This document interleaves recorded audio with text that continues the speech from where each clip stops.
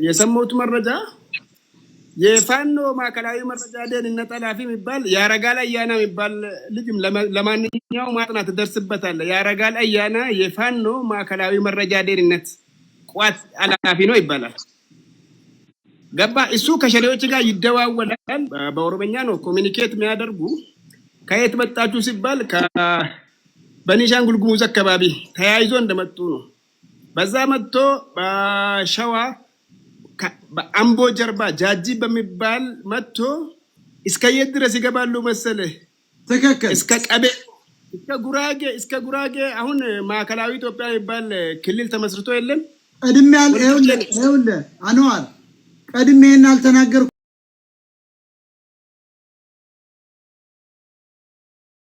በየት አቅጣጫ እንደድሮ እንደ 83 ሊመጡ እንዳሰቡ ትግሬዎች ይሄን እኮ ቀድሜ ተናግሬያለሁ። በነዘመነ በኩል በሁለት ቦታ በነወርቁ አይተነው ሀገር አንድ፣ በዚህ ደግሞ በምሬ በኩል ከቻሉ ደግሞ በደቡብ ጎንደር ግን ዘግቷል።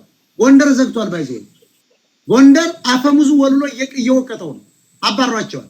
አሁን ምሬ ወዳጀው የሚባል ነው ከፍቶ ታጥል እና ምን ለማለት ፈልጌ መሰለህ እነዚህ ሶስቱ አካላት ሻቢያ፣ ሸኔ፣ ፋኖና ቲፒኤልኤፍ ጥብቅ ቁርኝነትን ፈጥሮ እቺ ነገር ለመበታተን ቆርጦ ተነስተዋል። ለዚህ ደግሞ የምታስፈልገው እንዳንተ ያለ ጀግና የቁርጥ ቀን ልጅ ባይዘይ እኔ ባለፈውም ነግሬሃለሁ። ጀዋር የኦሮሞን ህዝብ አይወክልም፣ ልደቱ አማራን አይወክልም። ዘመድኩን ማን ነው ቁጠራቸው፣ እነሱ በሰው ተራም ስለማይቆጠሩ ማን ነው። አንተ ደግሞ አከርካሪያቸውን እየመታ ነው ያለው። በነገራችን ላይ እኔ ብልጽግናም ስትረቅ እኮ ብልጽግናም ችግር ባለበት ስትረቅ ደስ ይለኛል። በነገራችን አንተ ሁሉንም ነው የከረከምክ ያለው። ስለዚህ ፋኖ፣ ሸኔ፣ ቲፒኤልኤፍ እና ሻቢያ አንድ ላይ ተደራጅቶ ነው የሰሩ ያሉ። እኛ ደግሞ ከዚች ሀገር ውጪ ሌላ ምንም ሀገርም ማንነትም ስለሌለ ተከከል ሞታ ታስፈልገናል። የምር ለሁሉም ኢትዮጵያ ህዝብ የምታስፈልግ ሀቁን ንገረው። ትግሬዎች የፕሪቶሪያውን ስምምነት ጥሰው በፋኖ ጀርባ ሆነው እየተዋጉ ነው። ማለት እኮ ትግሬ ነው የተገደለው። 2800 አካባቢ ነው የተገደለው ወሎ ውስጥ አይተዋል። የወሎ ፋኖ ጭንቅላት ነው የተመታው። ማን ነው የመታው? በመከላከያ ውስጥ ያለው አማራ አድማ በታኙና ምንሻው ነው የመታቸው። ይተዋወቃሉ። ይሄን የተመቱት እኮ አይተዋል። ምን አለ ቂጣቸውን ቢመቱት። ፋኖች ራሱ ይሄን አንጎሉን ነው መስቀልኛውን የበጠሱለት። ለምን እንግዲህ ያን ፋኖ እኮ ነው አማራው ነው እንግዲህ ተማታ። ልክ ነው። ህዋትን ተሸክመው 55 ሰዎች አልተማረኩም። አነዋል ሁለት የኤርትራ ኮሎኔል አልተማረከም በባለፈው ሳምንት። እና ታዲያ ትግሬ እየተዋጋ አይደለም? በፋኖ ትግሬ እየተዋጋ አይደለም? አዎ እንደ ባለፈው እኮ ኖርማሉን አማራንና አማራ ህዝብንና መንግስትን ለማጣላት ለማጋጨት ሲባል ያኔ ሙስሊሞች ላይ የተደረገው ጭፍጨፋ ራሱ የህዋት ቀመር ነው። አብይ ነው። ተመልከት፣ የትግሬ ሚዲያዎች የሙስሊም ጭፍጨፋ አብይ ነው፣ ውሸት ነው። አብይን ዝም ብሎ በሌለበት ምንለው ፖለቲካ መበላሸት ነው። ፋክቱ ግን አማራ ማወቅ አለበት። እነሱ በዶክተሮች ሞከሩ፣ አልተሳካም።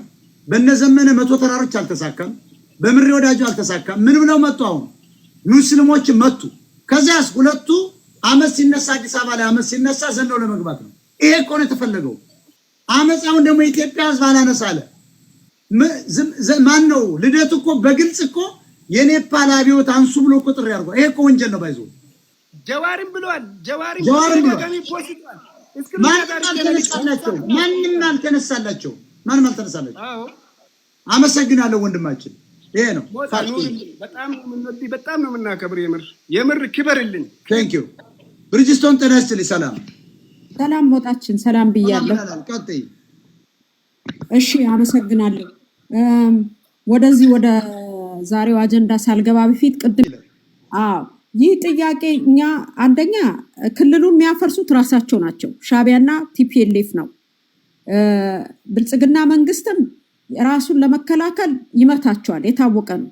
ግን ፋኖ ይሄውን የዚህ ሁሉ ድራማ ባለቤት ፋኖ ነው። ክልሉን ለቆ መውጣት ነበረበት፣ አልወጣም። የገዛ ህዝቡንና የገዛ ኢንፍራስትራክቸሩን እያስወደመ ነው። ኑር ሚውት አድርግላት ቀጥል፣ ወይስ እሱ ይቅደም? ኔትወርክ ስለሌለ ኑር ይቅደም ኑር ቀጥል ኔትወርክ ስለሌለው ይሄ ከኢትዮጵያ ስለሆነ ይቀጥል ኑር ቀጥል ያሱ አንተን አይመለከትም